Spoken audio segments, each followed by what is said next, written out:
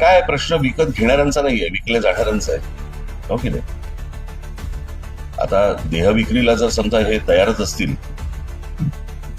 तर गिराईक आहेतच. आणखी 14 आमदार आणि हे घाणेरडं चालू आहे मुळात.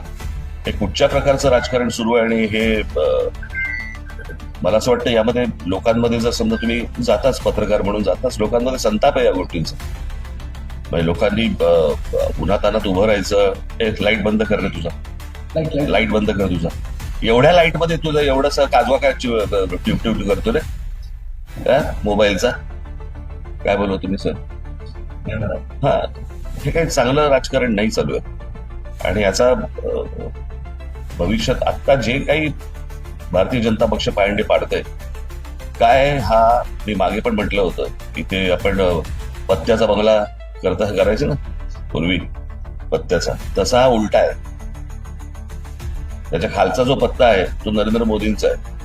तो एकदा सटकला की सगळं कोलॅप्स आहे, कळलं का? आज ठीक आहे, ते त्याला तुम्ही भक्त म्हणा, काही म्हणा, काही असतील गोष्टी, परंतु जे काय आज टिकून आहे ते नरेंद्र मोदींवरती टिकून, या बाकीच्यांवरती नाहीये.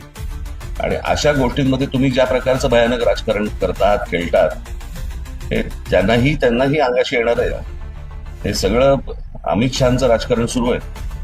मी मागे आता माझ्या भाषणात म्हटलं नाही का, आता शिवसेनेचे 6 खासदार फोडले, भाजपमध्ये का नाही गेले? टीएमसीचे 22 खासदार फुटले, वेगळा गट का केला?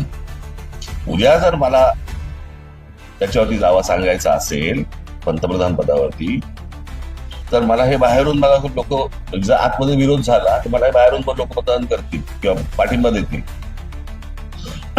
दुसऱ्याने जर समजा कोणी दावा सांगितला तर मी हे जे उभे केलेले आहे त्यातला कोणी सपोर्ट करणार नाही. मी मगाशी म्हटलं ना, ज्यावेळेला तुम्ही समोरचे ज्यावेळेला विरोधक संपवता त्यावेळेला विरोधक हे तुमच्या दुश्मन